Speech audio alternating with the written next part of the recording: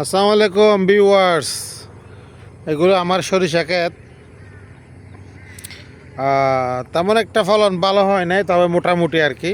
এই যে বিস্তীর্ণ সরিষা ক্ষেত, কিন্তু উপজেলা কৃষি অফিস থেকে আমি কোনো রকম সহযোগিতা বা পরামর্শ কোনোদিন পাই না।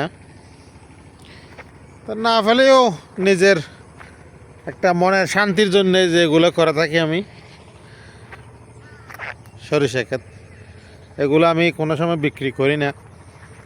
এগুলো সংগ্রহ করে তেল তেল তেল তেল বাড়িতে ব্যবহার করি।